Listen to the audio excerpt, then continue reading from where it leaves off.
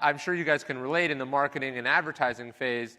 The single worst marketing decision that any company can make is to make a product that nobody actually wants.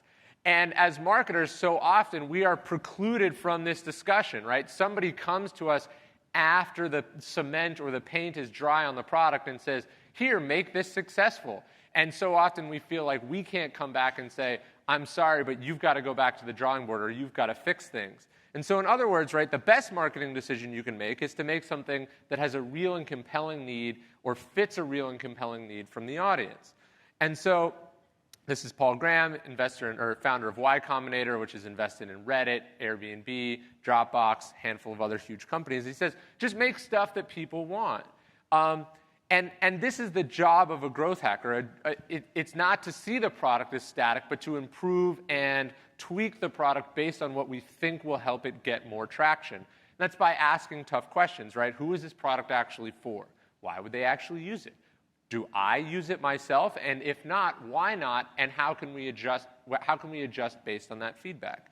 So I'll give you a quick example. If you want to launch a new product or service inside Amazon, you start with this thing that they call working backwards from the customers. And so essentially what they do is they think about the customer's needs, and then to get approval to launch this product, you have to write a press release or a user manual for that product first. So it's essentially a forced exercise in empathy to understand where the customer is coming from.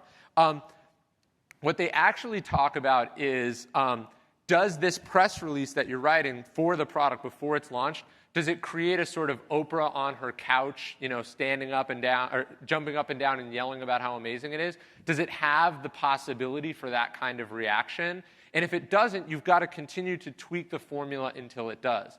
And this is the most critical part of marketing, and yet we tend to consider it product development, or we tend to consider it more directly somebody else's job. And as marketers, we have all sorts of knowledge and insight about what would make the product more successful and make the advertising more effective, all the things that we see and we've experienced in our career. But that input is only made available too late when the product is already done.